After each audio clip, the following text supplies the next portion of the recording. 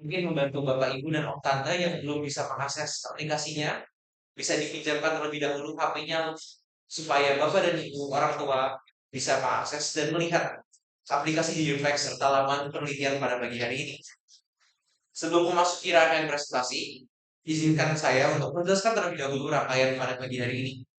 Rangkaian akan terdiri dari 4 unit. Sesi pertama, sesi pertama yang jelas kita akan menyaksikan presentasi dari teman-teman kelompok 18. Durasi presentasi selama 20 menit. Kemudian akan kita lanjutkan dengan tanya jawab dari Bapak Ibu penguji dan pembimbing selama 15 menit. Selanjutnya akan ada sesi tanya jawab terbuka. Terbuka bagi Bapak Ibu para hadirin, orang tua dan teman-teman yang hadir di sini. Kami memberikan kebebasan bagi Bapak Ibu dan para hadirin memberikan pertanyaan, memberikan masukan, saran-saran dan kritikan sekiranya dapat membantu teman-teman kelompok 18 untuk semakin menyempurnakan karya penelitian mereka. Pada sesi tanya jawab, kami juga mewajibkan para hadirin yang berkenan bertanya untuk mensilakan diri terlebih dahulu. Bagi Bapak Ibu orang tua mungkin berkenan apabila ini namanya dan orang tua dari siapa. Untuk teman-teman kelas 10, 11, dan 12 diwajibkan untuk memperkenalkan diri serta identitas kelas dan absen. Karena nantinya pertanyaan yang teman-teman ajukan akan dicatat dan akan menjadi salah satu poin untuk menambah nilai teman-teman. Maka dari itu, tanpa berlama-lama lagi, mari kita sama kelompok 18 yang akan mempresentasikan mengenai tata kelola siswa dan siswi SMA Polisi Gonzaga. Kepada teman-teman kelompok 18, untuk dimulai ketika Anda berbicara. Silakan.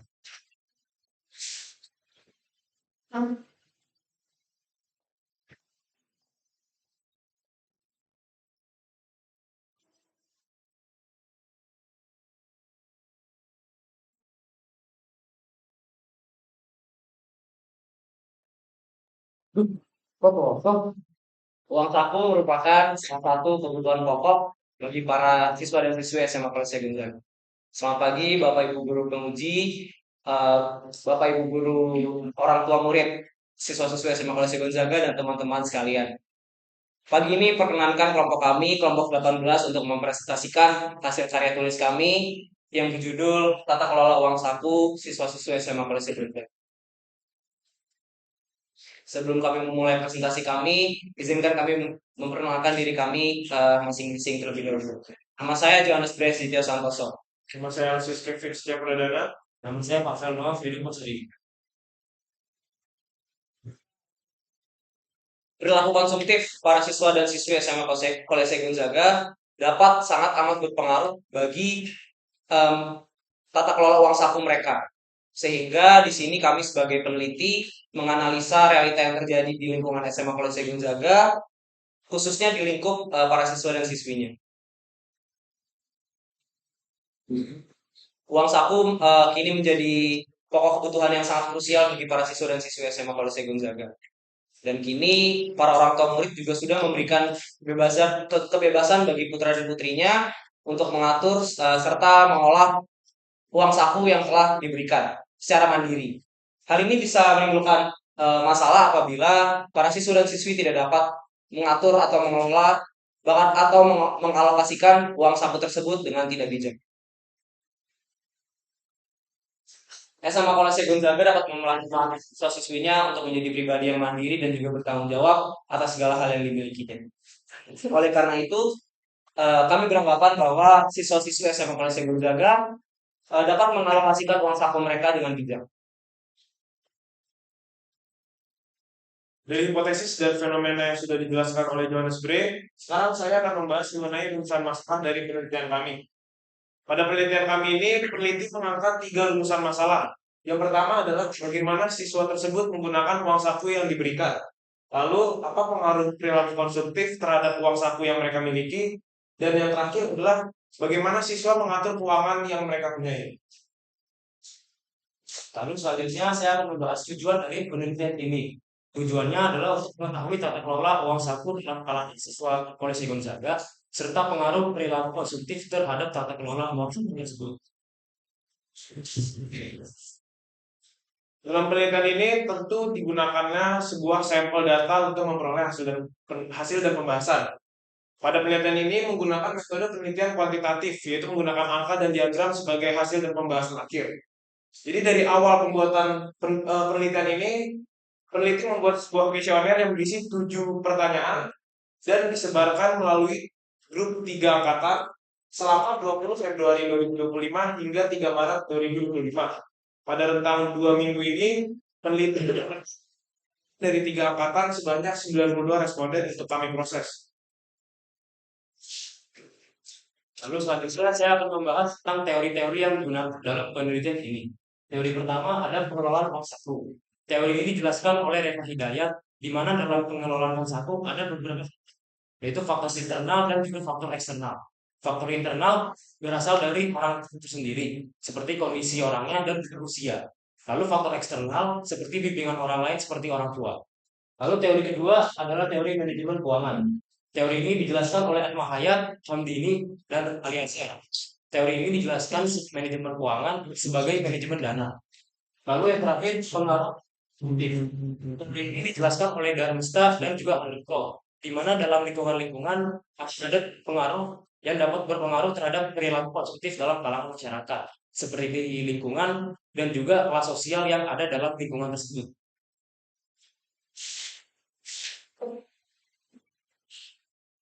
Sekarang saya akan membahas mengenai hasil dan pembahasan yang pertama, yaitu kurun waktu memperoleh uang saku dan juga tentang nominal uang saku yang didapat. Dari 92 responden yang tadi kami dapatkan, 13 diantaranya mendapatkan uang saku setiap hari. Lalu 38 responden mendapatkan uang saku setiap 1 minggu, dan 41 dengan 44,6% mendapatkan uang saku setiap 1 bulan. Jadi dari diagram yang telah kami paparkan ini, kami menyimpulkan bahwa mayoritas dari responden tadi mendapatkan uang saku paling banyak setiap 1 bulan dengan total 41 responden. Lalu yang kedua adalah tentang nominal uang saku yang didapat. Dari diagram yang kami paparkan ini ada nominal lebih dari 2 juta, rentang 1.500.000 hingga 2 juta, 500 hingga 1 juta, kurang dari 100.000, 100.000 hingga 500.000, dan yang terakhir 1 juta hingga 1.500.000. Dari diagram ini, mayoritas dari 90 responden sadar dan menyatakan bahwa mereka mendapatkan uang saku yang diberikan oleh orang tua dengan 39,1% dengan rentang uang 100.000 hingga 500.000 rupiah. Selanjutnya saya akan menjelaskan alokasi uang saku yang diperoleh oleh para siswa-siswi. Untuk apa saja mereka menggunakan uang saku yang mereka peroleh. Namun khusus spesifik dalam pertanyaan ini, para responden dapat memilih lebih dari satu opsi jawaban sehingga data yang kami peroleh adalah sebagai berikut.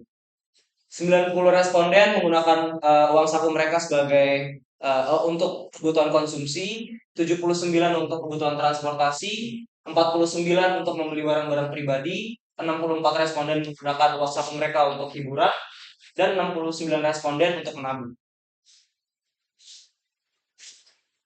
Lalu selanjutnya saya akan membahas alasan siswa-siswi menabung dan kecukupan uang saku mereka. Nah, yang pertama dalam alasan mereka dari diagram ini dapat dilihat mayoritas siswa-siswi memilih untuk menabung karena mereka ingin diinginkan serta untuk pegangan di masa depan.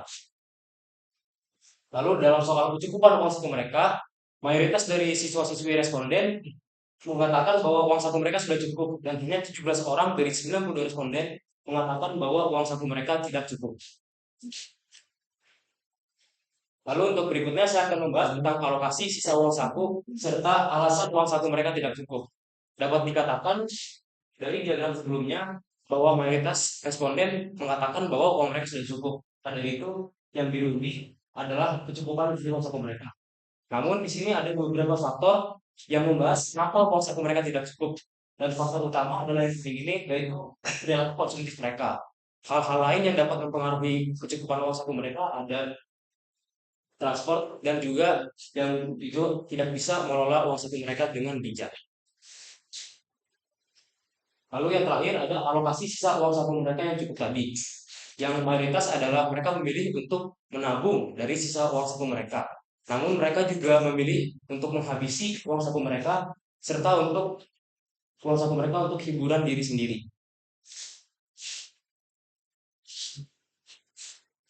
Lalu dari 7 diagram yang telah kami paparkan tadi, Peneliti menyimpulkan bahwa 80,4% yang sudah dijelaskan oleh Pavel Noam tadi, mayoritas siswa bisa mengatur keuangan yang mereka pegang atau mereka miliki dengan baik. Namun 19,6% sisanya mereka sadar bahwa dirinya konsumtif atau masih kurang dalam mengatur keuangan yang mereka pegang. Jadi mereka masih tergiur dengan hal-hal yang masih berhubungan dengan kesenangan mereka pribadi dibandingkan untuk menabung untuk masa depan.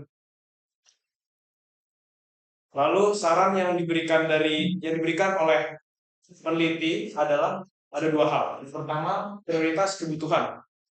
Jadi siswa Kolese Gonzaga itu harus mengetahui mana barang yang lebih prioritas dibandingkan barang-barang yang lain. Lalu yang kedua, memiliki skill money management yang baik. Dua hal ini adalah dua hal yang berbeda. Karena kalau skill money management adalah di mana setiap individu bisa mengelola keuangan yang mereka miliki. Mereka harus tahu mengalokasikannya kemana, untuk transportasi, atau ada berapa persen untuk kesenangan. Cuma kalau prioritas kebutuhan, memang semuanya itu, kalau jika pada remaja, semua itu dibutuhkan. Cuma ada barang yang lebih prioritas daripada barang lain. Itulah dua beda dari hal ini. Jadi setiap individu harus memiliki dua hal ini supaya mereka bisa menggunakan uang sakunya dengan bijak. Selanjutnya kami akan menjelaskan roda pengetahuan yang sudah kami buat. Untuk pelajaran pertama kami mengambil dari pelajaran ekonomi, di mana manajemen keuangan diperlukan untuk suatu individu agar bisa mengatur pola keuangannya dengan baik. Lalu yang kedua ada pelajaran agama, di mana perilaku konsumtif ini bisa mengarah kepada salah satu dosa besar manusia, yaitu adalah dosa kerakusan.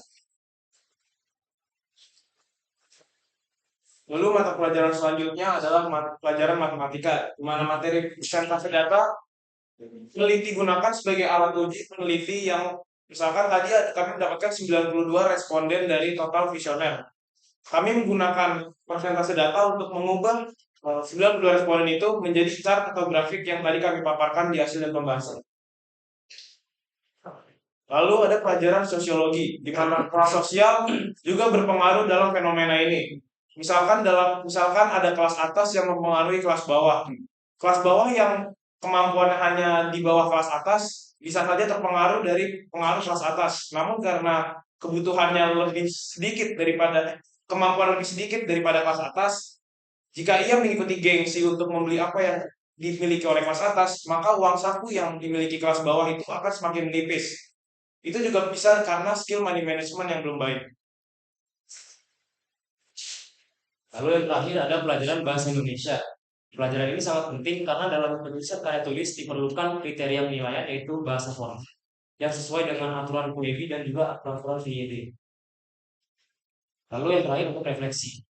Dari semua penelitian ini, kami menyadari bahwa ada beberapa hal yang dapat kami refleksikan untuk kami sendiri dan juga untuk siswa-siswi ke depannya. Yang pertama ada conscience. Conscience berarti berasal dari hati nurani orang tersebut, di mana mereka memilih apa yang mereka butuhkan dan apa yang mereka tidak butuhkan. Hal ini tentu sangat penting karena untuk mengelola keuangan, kita harus tahu apa yang kita butuhkan dan apa yang kita kurang butuhkan. Mengapa? Karena kita harus mengelola keuangan agar hal tersebut efisien. Lalu yang kedua ada manajemen keuangan. Manajemen keuangan ini merupakan skill yang sangat efektif. Mengapa? Karena dengan manajemen keuangan kita dapat tahu kapan kita harus menabung, bagaimana cara kita harus menabung, dan kapan kita harus mengeluarkan, dan bagaimana cara kita mengeluarkan uangnya agar kita dapat mengelola keuangan secara efisien. Lalu untuk yang terakhir adalah rasa tanggung jawab. Uang saku ini merupakan hal yang diberikan oleh orang tua kepada siswa-siswi. Orang tua pun juga memberikan kebebasan kepada kita untuk mengelola uang sakunya. Oleh karena itu, sebagai rasa tanggung jawab dari kita harus mengelola uang sakunya sebagai siswa-siswi dengan baik agar itu sebagai imbal balik terhadap orang tua yang sudah memberikan pengorbanan pada kita. Sekian dari kelompok kami mohon maaf apabila ada perkataan yang salah. Terima kasih.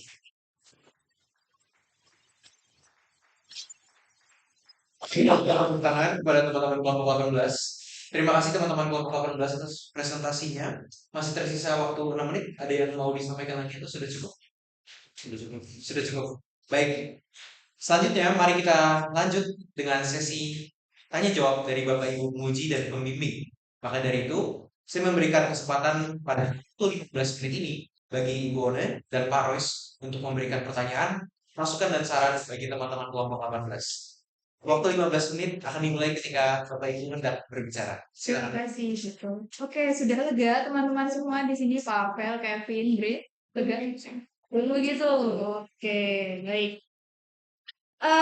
Pertanyaan saya, sebenarnya teman-teman mengangkat tema atau judul dari karya tulis ini tuh berdasarkan keresahan apa yang kalian rasakan?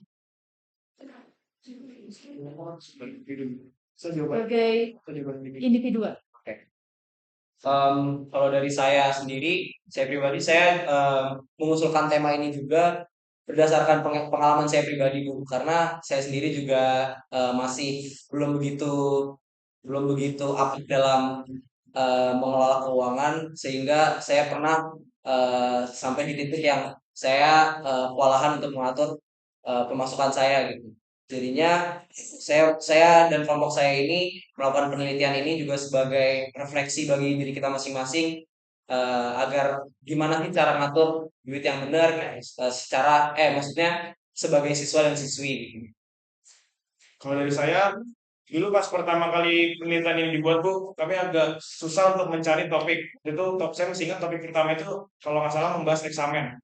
Cuman waktu itu agak kurang relate. Endingnya pada akhirnya tuh ada yang menyarankan atau ada yang menyarankan itu tentang uang saku. Nah, karena saya juga itu memilih dari dulu sampai sekarang tuh masih punya masalah tuh tentang mengatur keuangan saya sendiri. Makanya bisa juga saya menyarankan juga waktu itu kalau bagus juga nih topiknya kalau kita bahas, dan benar ternyata ada beberapa anak coach yang juga masih sama seperti saya. Kalau dari saya, menurut saya topik ini sangat berhubungan dengan diri saya. Mengapa? Karena saya juga diberikan uang saku dan terkadang saya kesulitan dalam mengelola uang saku tersebut. Terkadang uang sakunya lebih cepat habis daripada yang harus saya diperkirakan. Dan ternyata dari topik ini saya merefleksikan bahwa saya ternyata masih banyak hal yang harus saya kembangkan agar saya dapat mengelola uang saku dengan cara yang lebih bijak. Baik, terima kasih atas jawaban individunya. Lalu saya ingin meng-highlight tentang teori yang kalian gunakan di dalam penulisan karya tulis, yaitu teorinya Damnesta dan Handoko. Nah, di situ terdapat faktor yang mempengaruhi perilaku konsumtif ya, seperti culture dan subculture, kemudian dan reference group. Itu. Nah, tolong berikan contoh konkret beberapa, lebih dari satu ya, dari culture dan subculture dan juga reference group yang saat ini tuh memang benar-benar berkembang di kalangan remaja Jakarta, terutama Jakarta Selatan ya, yang bisa mempengaruhi perilaku konsumtif atau bisa menjadi potensi untuk berperilaku konsumtif. Ini jawaban kelompok ya.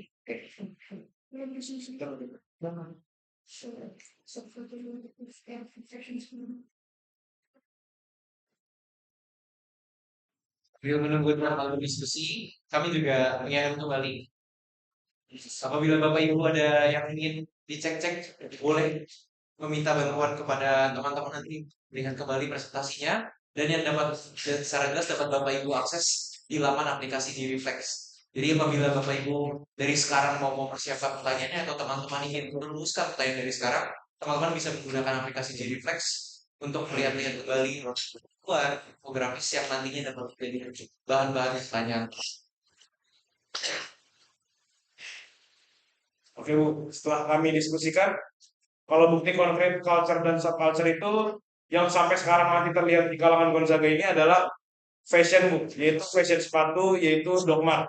Kalau Ibu lihat kalau dulu itu mungkin hanya beberapa siswa yang memakai dogmat, cuman karena perubahan 1-2 orang itu yang mempengaruhi orang lain, makanya banyak anak-anak yang sekarang sudah membeli dogmat.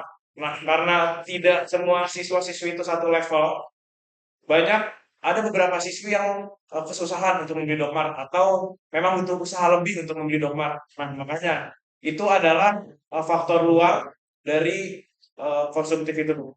Contoh konkret culture dan subculture-nya itu seperti itu. Lalu yang reference group, salah satu contoh konkret dari reference group ini adalah di mana ada sekelompok orang yang memiliki influence yang besar terhadap satu orang. Contohnya kalau di kalangan Gonzaga ini, contoh saya sendiri ya Bu. Kalau saya ini lumayan terinfluence sama teman-teman saya. Jadi kalau misalkan teman-teman saya pakai apa, saya juga jadinya ikut kepengen pakai hal yang sama gitu. Jadinya kayak referensi yang saya pakai adalah referensi dari grup saya, dari lingkungan saya gitu. Mungkin Bapak mau menambahkan. Untuk menambahkan, mungkin pengaruh-pengaruh tidak hanya berasal dari lingkungan sekolah. Mungkin dapat juga berasal dari lingkungan-lingkungan luar seperti celebrity yang mereka sering mempromosikan hal-hal yang mereka gunakan ya. Dan hal-hal itu terkadang oleh orang-orang yang mungkin fanatik terhadap selebriti tersebut, mereka akan jor-joran terhadap eh, penggunaan-penggunaan yang digunakan oleh selebriti tersebut. Oke, baik. Terima kasih untuk kelompok. Satu lagi dari saya ya.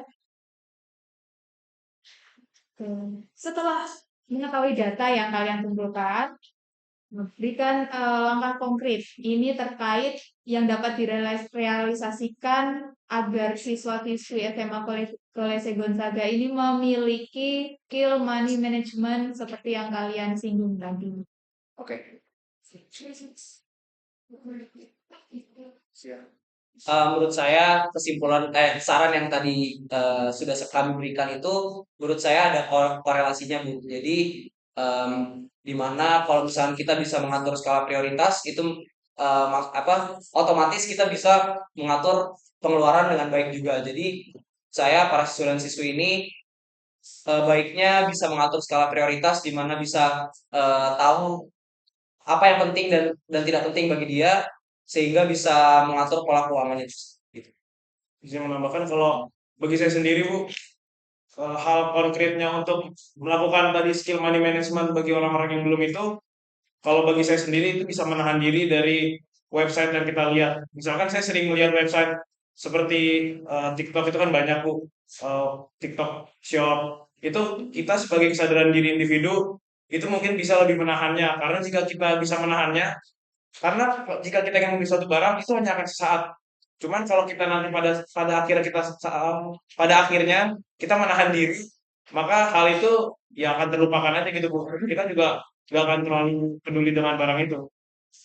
Masih menambahkan untuk skill money management, mungkin teori-teorinya pun juga perlu kita jelajahi ya, seperti teori-teori ekonomi dan juga teori-teori keuangan. Itu sangat efektif dalam meningkatkan skill money management. Mungkin hal lain yang juga dapat mempengaruhi hal tersebut adalah kita harus berpikir jangan terlalu eh, terpengaruh dan kita harus berpikir rasional terhadap pengaruh-pengaruh dari lingkungan luar. Mengapa? Agar pengaruh-pengaruh tersebut tidak langsung jatuh ke kita dan kita tidak berpikir yang tidak etis terhadap pengaruh-pengaruh tersebut. Sehingga pengeluaran kita pun tidak akan jor-joran. Terima kasih. Terima kasih atas jawabannya, teman-teman kelompok 18. Pak Royce, silakan Pak Royce. Oke. Susah? Enggak juga sudah. Enggak juga. Tapi butuh waktu lama ya mengerjakan itu. Oke. Yang menjadi highlight di sini adalah uang saku dan konsumtif. Kalau kita cari di Google atau mungkin kamu cari di kamus bahasa Indonesia, konsumtif itu adalah gaya hidup dengan menghabiskan atau membelanjakan uang tanpa pertimbangan. Jadi nggak ada pertimbangan matang untuk ya udah kita pakai uang itu serah buat apa. Tapi kalau konsumtif itu misalnya digunakan untuk kehidupan sehari-hari kita, itu juga tergolong konsumtif kah? Kalau iya, kenapa? Kalau tidak, kenapa?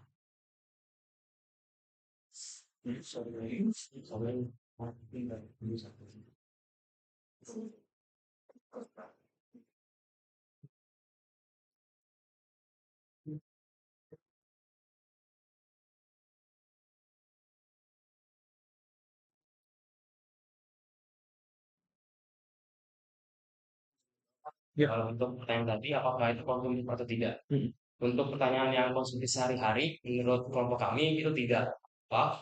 Karena kebutuhan sehari-hari itu merupakan kebutuhan primer dari seseorang, dan kebutuhan itu wajib karena emang benar-benar harus dipenuhi oleh orang tersebut.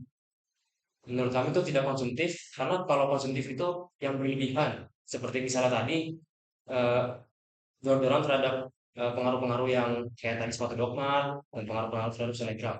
Namun untuk kebutuhan sehari-hari seperti mungkin transportasi itu menurut kami tidak, karena itu memang benar-benar dibutuhkan oleh seseorang. Sudah gitu. Oke. Kalian tahu kan kebutuhan itu ada 3 macam kebutuhan manusia. Ya. Apa saja? Primer, sekunder, tersier. Berarti dalam hal lain sekunder dan tersier itu termasuk konsumtif atau tidak? Nah, gimana menurut kalian? Karena tadi disebutnya adalah primer tidak konsumtif. Maka sekunder dan tersier apakah termasuk konsumtif? Kita izin diskusi dulu. Boleh.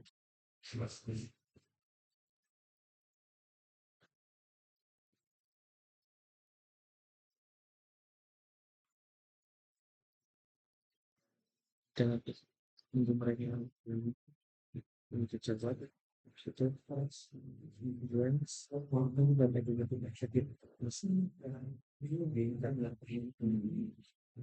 ya cuma minum tapi ini berkembang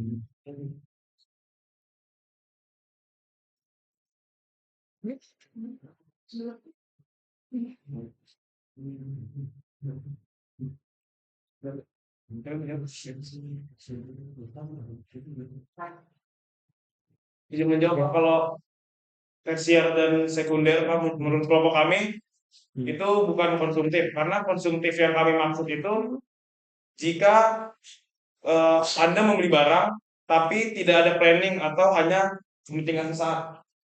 Tapi kalau membeli barang tersier dan sekunder, jika masih ada sisa duit atau tidak terlalu memaksakan kemampuan dari individu itu, kelompok kami menganggap kalau itu tidak termasuk dalam konsumtif, Pak. Oke. Sudah? Oke. Oke, terima kasih. Saya kembalikan ke Tito. Baik, mari kita berikan tepuk tangan kepada atas pertanyaan-pertanyaan yang diberikan kepada kelompok 18. Setelah ini, mari kita dengarkan pertanyaan-pertanyaan, saran-saran dan masukan dari para hadirin yang hadir di ruangan ini. Saya membuka kesempatan sebesar-besarnya dan mendorong partisipasi dan kontribusi para hadirin, Bapak Ibu, orang tua murid, dan teman-teman yang juga hadir di sini untuk sekiranya memberikan pertanyaan-pertanyaan, mengajukan masukan, dan saran-saran yang tentunya pasti akan diterima dengan baik oleh kelompok 18. Apakah ada yang ingin bertanya? Mungkin Farel terlebih dahulu. Silakan Farel memperkenalkan diri, nama lengkap dan kelasnya. Iya semuanya, saya juga sesuatu dari kelas 27 ingin menanyakan semua. Saya izin baca ya pertanyaannya. Dijelaskan di presentasi dalam hasil akumulasi bahwa 19% sekian siswa-siswi merasa konsumtif dalam mengatur keuangannya. Apakah dari peserta sudah mengetahui apa aksi nyata atau bentuk program dari institusi pendidikan atau sekolah untuk meningkatkan kesadaran siswa-siswi bahwa skala prioritas itu penting dalam mengatur keuangan?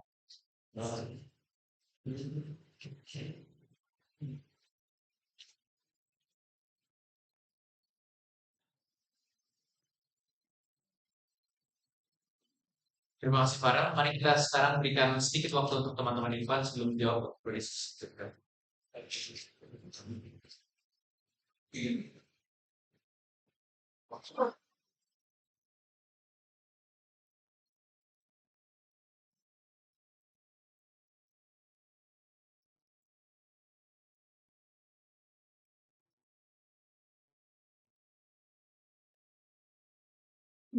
Sambil saya juga mengingatkan bahwa para hadirin di sini juga pernah bertanya untuk hal-hal yang terlampir dalam aplikasi Reflex pada laman ujian ini. Jadi meskipun infografis di sini belum ditunjukkan, namun apabila Bapak Ibu dan para hadirin di sini ingin bertanya lebih lanjut mengenai salah satu aspek, mengenai salah satu istilah atau hal-hal data sekiranya yang perlu diuji validitasnya, kami membuka kesempatan selebar-lebarnya kepada para hadirin untuk bertanya. Silakan Pak Mas. Oke. Izin menjawab. Contoh konkret yang bisa dilakukan oleh institusi atau sekolah untuk menanggapi masalah ini, yakni dengan adanya bimbingan atau sosialisasi mengenai keuangan bagi para siswa dan siswinya. Karena jika memang hal ini tidak diajarkan dalam materi sekolah, maka hal ini bisa diajarkan di luar dari jam pelajaran sekolah seperti seminar, sosialisasi, ya atau bimbingan atau semacamnya seperti itu. Karena sudah cukup terjawab. Apakah kegiatan tersebut sudah efektif dan sudah ada bukti nyatanya bahwa siswi bisa merubah pandangan terhadap prioritas yang serius. Terima kasih.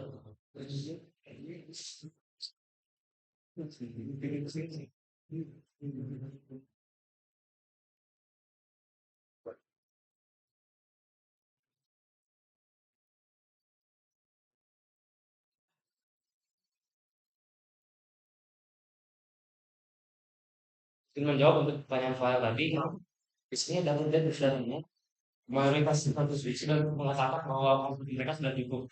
Menurut kami itu merupakan bukti konkret bahwa siswa-siswi dapat mengatur skala prioritas mereka dengan baik. You know? Cukup ya Farel. Oke, terima kasih. Terima kasih teman-teman jawaban dari pertanyaan Farel. Selanjutnya, apakah ada para hadirin yang tak bertanya? Silakan Pak. Diri terlebih dahulu dan orang tua dari siapa? Oke, selamat siang. Saya Didit, ketua dari Basri. Saya melihat presentasinya cukup menarik, ini sangat bagus dan saya bisa menjelaskan semuanya dengan belang ya. Dan menurut saya materi ini juga sangat menarik dan ini akan menjadi pembahasan seumur hidup. Sebenarnya bagaimana cara kita mengatur uang.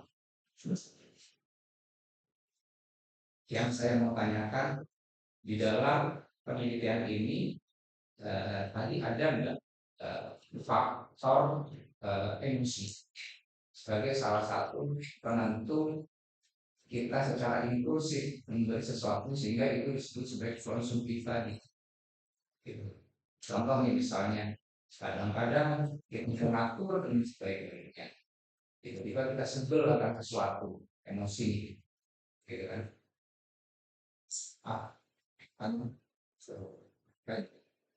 Baik kita tidak tadinya nggak mau beli parfum satu, tadinya nggak mau beli berarti atau belanja apa? Karena nggak sih, baik situ. Terima kasih banyak Pak atas pertanyaannya. Kalau kamu perlu waktu diskusi terlebih dahulu, kamu silakan.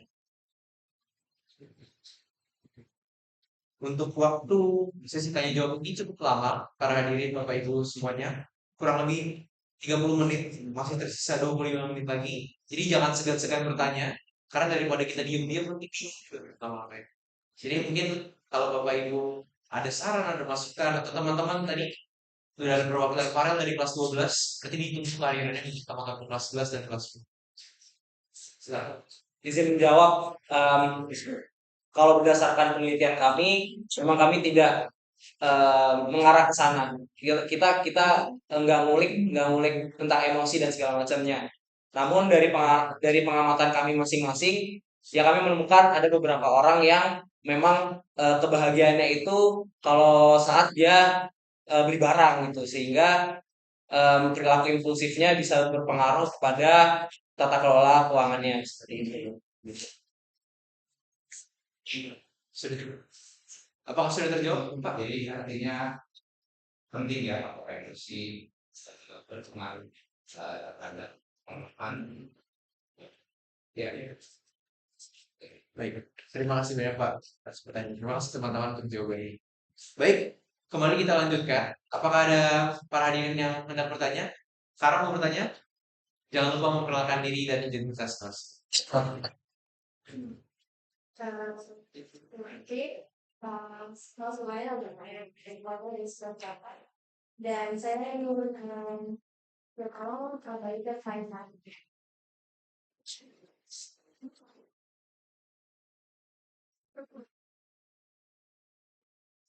Jadi yang saya berarti dan menggunakan pembelajaran. Tapi ini bertanya bagaimana kalau menyampaikan saran kalian ke teman-teman apa selain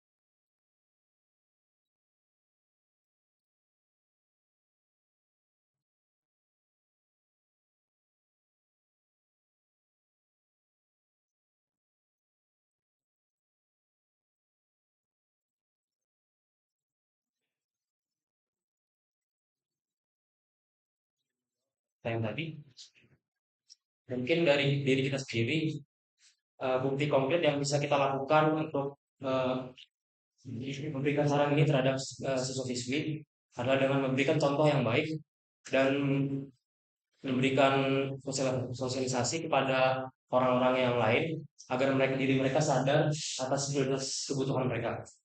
Namun mungkin untuk cara yang lebih baik seperti tadi pertanyaan Farel adalah nyata konkret dari sekolahnya sendiri, dari sosialisasi dari sekolah kita. Cara itu menurut saya lebih baik karena dari sekolah pasti siswa-siswi akan sadar akan prioritas kebutuhan mereka dibandingkan dengan kita yang hanya seorang siswa.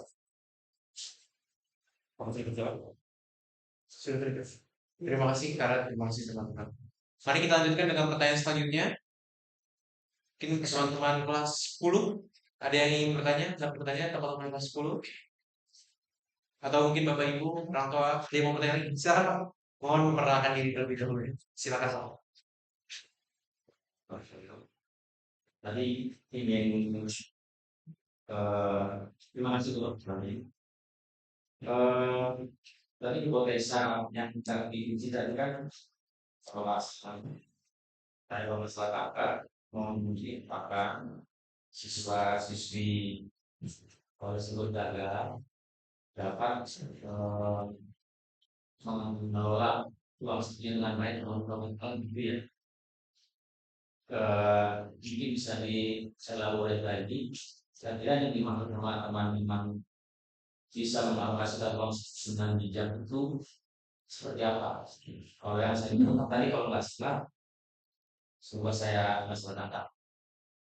Seolah-olah kalau sudah cukup uang sebulan itu orang tua itu dianggap bijak.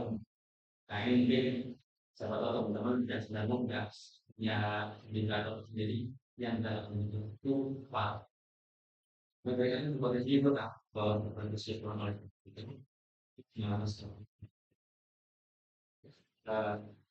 saya ingin tahu aja teman-teman maksud dengan intelektual itu bukan nggak pernah lu kalau tadi kan 19% lu kan juga konsumsi saya kurang maksud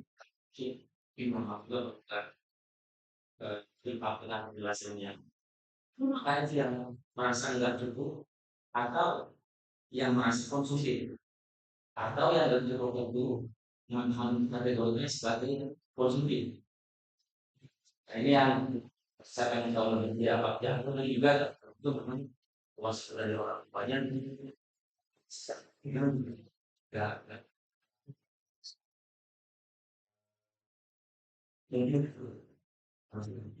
Langsung karena pertanyaannya, teman-teman saya berikan waktu untuk berdiskusi dulu.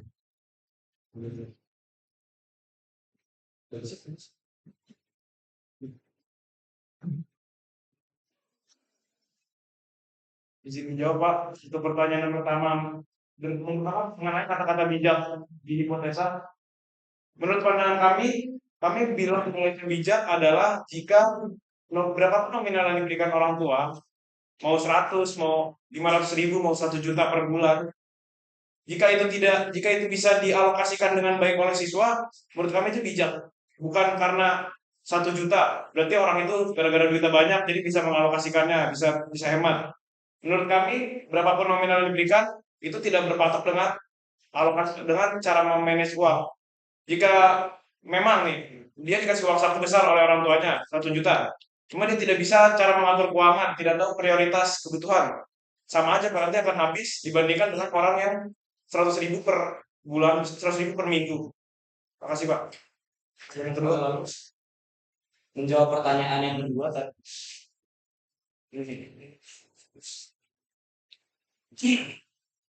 Oke.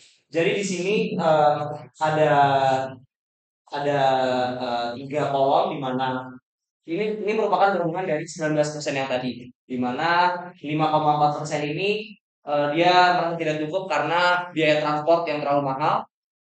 Dan 10,9% ini dia merasa tidak cukup karena perilaku konsumtif dia pribadi, dan juga sisanya 3,3% merasa tidak cukup karena dia tidak bisa mengolah keuangan. Sehingga jadi sebenarnya 19,6% ini tidak sepenuhnya karena dia konsumtif, tapi juga karena ada faktor lainnya.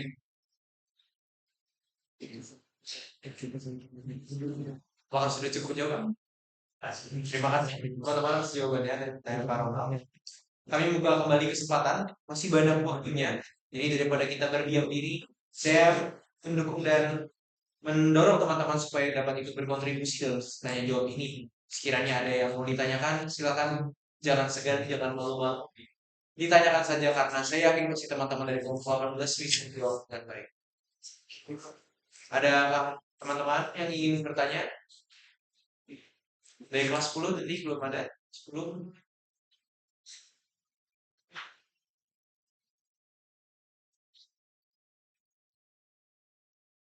Mungkin kalau teman-teman belum bisa menemukan pertanyaannya, teman-teman bisa menggunakan aplikasi Jiriflex sebagai salah satu lampiran, sebagai salah satu referensi. Dapat apa saja yang dapat ditanyakan melalui infografisnya, melalui sekiranya ada yang dapat ditanyakan, ayo teman-teman kita segera tanyakan.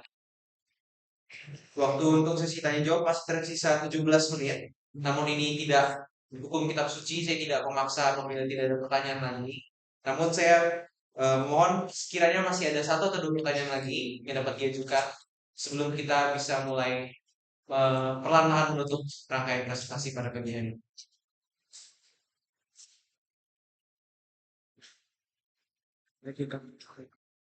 Oke, mungkin sambil menunggu apakah dari Pak Royce dan Bu Ona dan pertanyaan lagi, mungkin pertanyaan di luar dari penguji tadi, silakan Bapak Ibu kalau ingin disampaikan.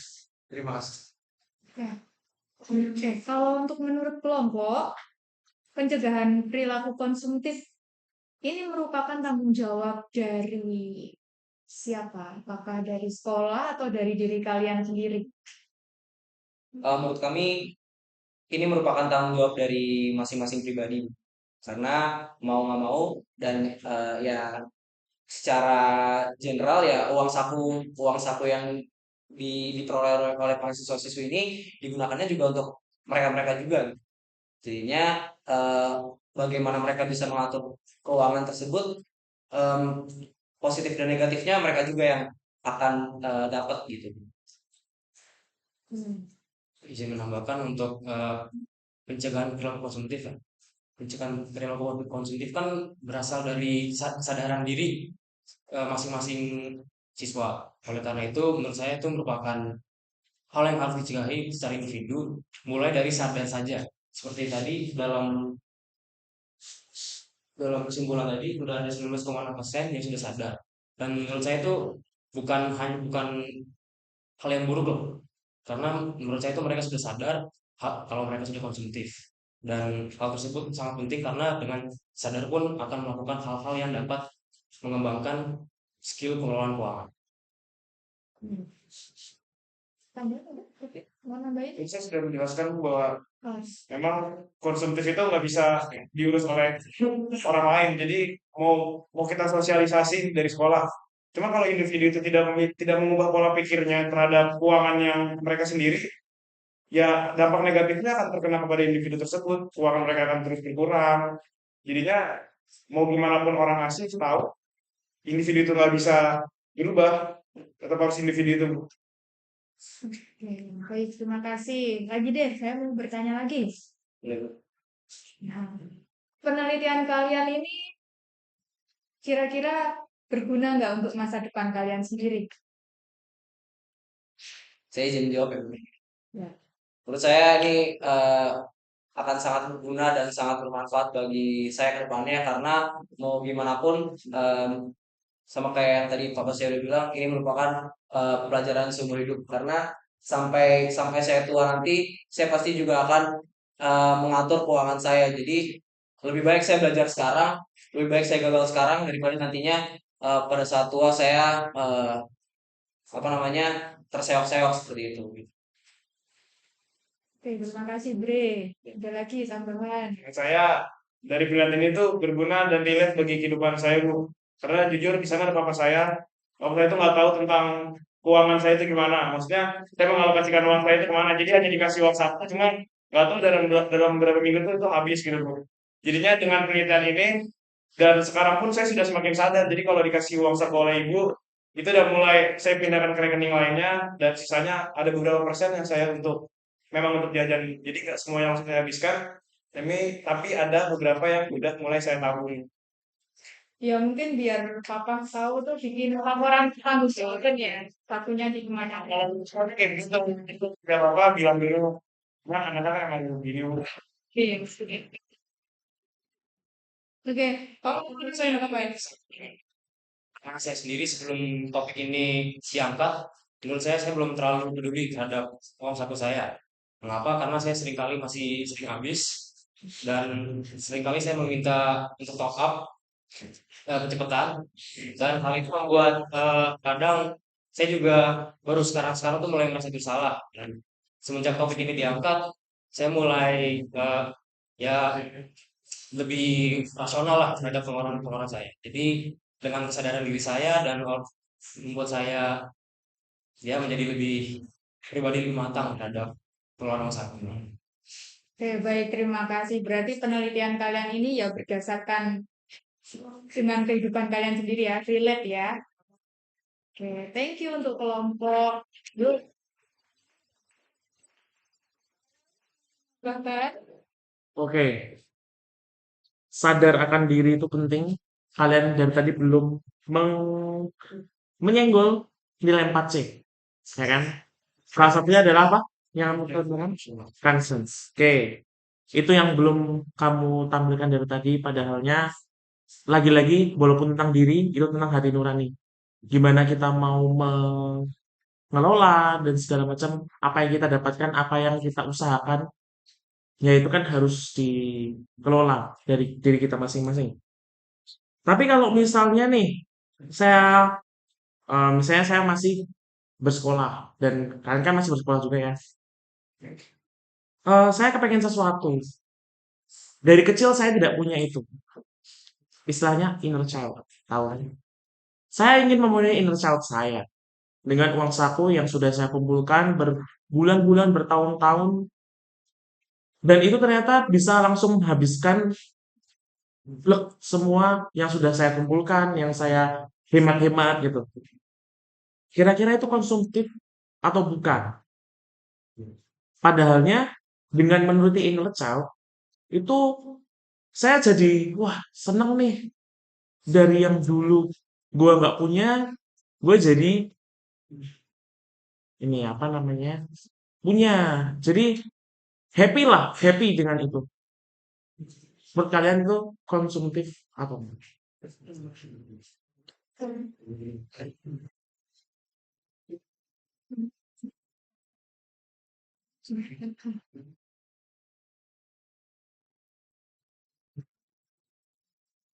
Banyak bos.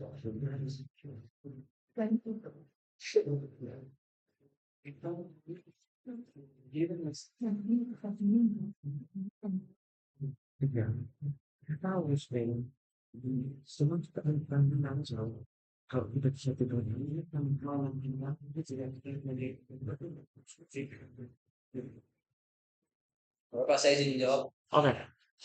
Tadi Bapak sempat point out Jadi Bapak itu sudah menghemat dan sudah mengatur sedemikian rupa agar Bapak bisa memiliki uang yang cukup untuk membeli sesuatu, dan menurut kami itu bukan hal yang konsumtif karena Bapak sudah bisa mengendalikan itu dengan cara menghemat uang dan juga mengatur keuangan Bapak, sehingga kalau misalkan Bapak sudah mengatur, sudah bisa memisahkan uang yang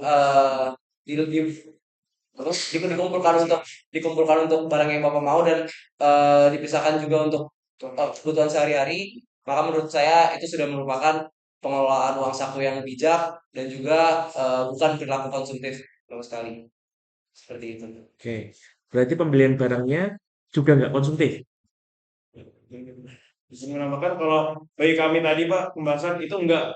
Karena Bapak kan membelinya selama beberapa bulan Pak. Jadi Bapak 5 bulan menabung untuk membeli mainan yang Bapak mau. Kalau Bapak membeli terus-menerus dan menghabiskan uang, bagi kami itu konsumtif Pak. Itu karena tadi sudah menyisihkan uangnya selama beberapa bulan, bagi kami itu nggak konsumtif. Oke, sekalipun itu uangnya habis. Karena kan tujuan Bapak jelas, Bapak menyampingkan mengalokasikan uang yang Bapak sudah terima nih sepenuhnya. Bapak bagi berapa persen untuk membeli kesenangan Bapak tadi. Menurut kami itu enggak. Oh, itu karena udah ada effort juga, Pak. Oke. Kalau hangout formnya nongkrong itu kan juga bisa dijadikan sebagai udang di balik batu, berkedok self healing. Nah, itu konsumtif atau bukan? Apakah itu merupakan kebutuhan primer kamu? Apakah itu menjadi, wah, gue kalau nggak bisa nongkrong nggak hidup nih. Gua kalau misalnya nggak hang out nggak hidup nih. Gua kalau nggak ngikutin dia pakai samba, gua nggak terkenal di sini. Nah, gimana itu? Konsumtif atau bukan? Atau seharusnya seperti apa?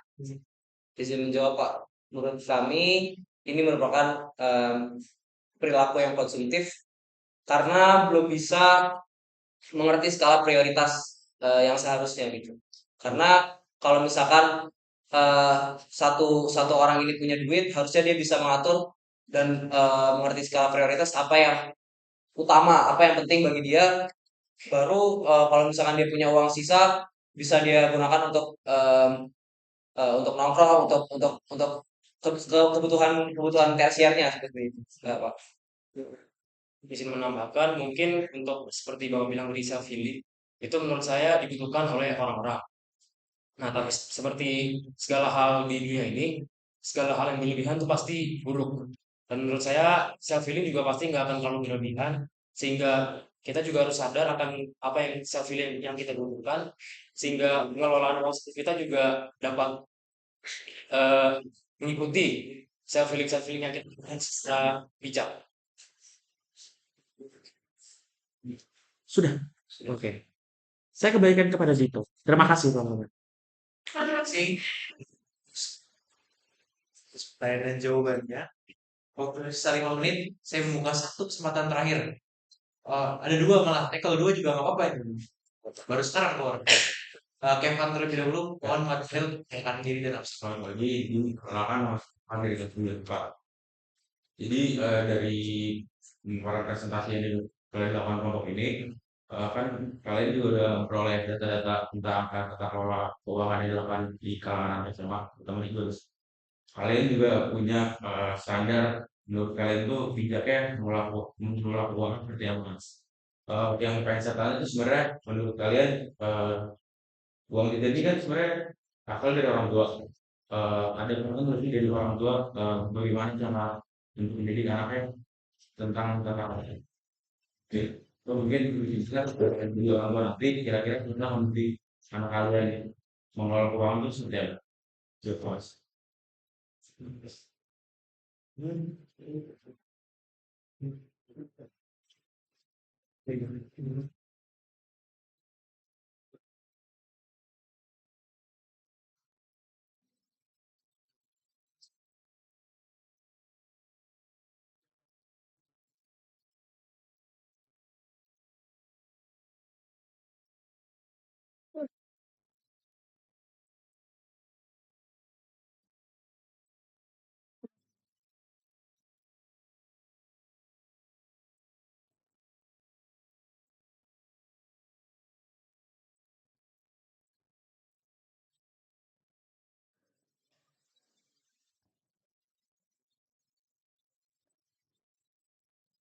Yang pertanyaan tadi, mungkin untuk pertanyaan apakah orang tua memiliki peran? Menurut saya iya.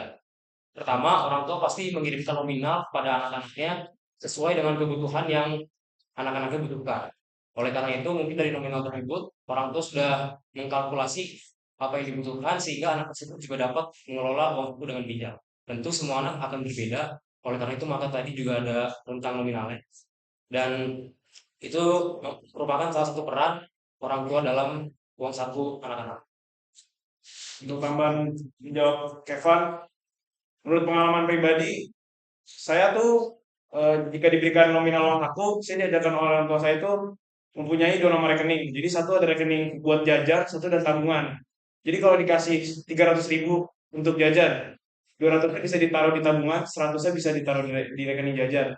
Itu bisa menjadi contoh kalau kita tuh emang udah bisa mengatur keuangannya. Jadi itu yang diajarkan oleh orang tua saya. Dan itu perannya. Udah sih. Sudah cukup terjawab, Kevin? Oke, terima kasih Kevin dan teman-teman. Andrew tadi mau bertanya, silakan Andrew. Perkenalkan, nama saya Andrew dari Domestika. Dan pertanyaan saya adalah pada zaman ini kan kita semuanya adalah serba teknologi ya. Nah sekarang tuh saat siswa dan siswi sudah mulai dipermudah untuk melakukan uang sekolah menggunakan semacam GoPay, Gimana ataupun Kredit. Nah menurut kalian perkembangan teknologi ini berdampak baik atau buruk dalam pengeluaran duit uang sekolah?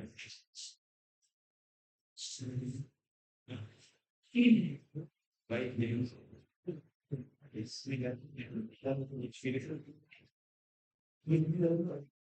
Dijawab, menurut kami perkembangan teknologi seperti yang sudah dijelaskan oleh Andrew tadi bisa berdampak baik kepada kita pada para penggunanya karena kita semua dipermudah seperti itu. Namun apabila kita tidak bisa mengontrol diri kita sendiri untuk mengeluarkan duit, itu akan menjadi salah satu perilaku yang tidak bijak dalam mengelola keuangan seperti itu. Sudah cukup terjawab ya? Oke, terima kasih Andrew dan teman-teman. Saya membuka satu pertanyaan terakhir karena waktu kita segera habis. Masih adakah yang ingin bertanya? Bentar lagi. Kalau tidak ada, sudah cukup teman-teman? Baik, kalau sudah cukup, maka dari itu berakhirlah sesi tanya jawab untuk sesi kedua pada hari ini untuk presentasi oleh teman-teman kelompok 18. Sama teman-teman sudah menyelesaikan sesi tanya jawab. Sebentar lagi kita akan menutup rangkaian presentasi kita pada pagi hari ini. Saya mengucapkan banyak terima kasih pertama-tama kepada Ibu dan Boys selaku dan pembimbing yang sudah membantu dan membimbing teman-teman baik itu memberikan pertanyaan penguji dalam dan paros dalam dinamika kesehariannya dalam proses membuat karya tulis ini. Terima kasih banyak atas bantuan yang diberikan kepada teman-teman kelompok 18. Terima kasih juga kepada para hadirin yang hadir di sini. Tadi Bapak Ibu orang tua yang sudah turut serta menyumbangkan pertanyaan kepada teman-teman kelompok 18 serta banyak sekali teman-teman yang tadi juga menyumbangkan pertanyaan. Terima kasih juga kepada teman-teman kelompok 18 yang sudah mau berjuang mempertahankan argumennya, mempertahankan posisinya. Semoga apa yang dipresentasikan dan kita pelajari bersama pada pagi hari ini sungguh dapat berguna bukan hanya bagi teman-teman tapi untuk kita juga para hadirin. Maka dari itu, dengan demikian mari kita menyudahi presentasi penelitian yang berjudul Tata Kelola Uang Saku Siswa-siswi SMA Polisi Gonzaga milik kelompok 12 telah selesai. Mari kita berikan tepuk tangan.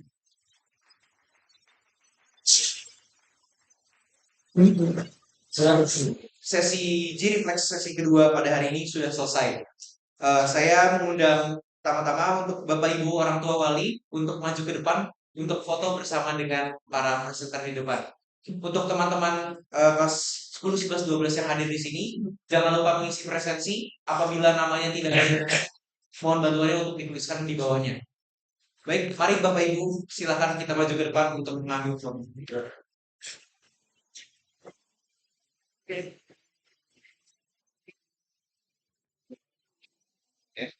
Siap Ibu.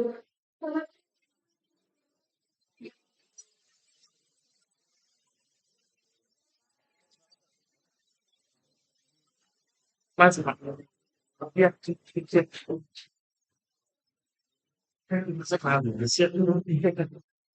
ya.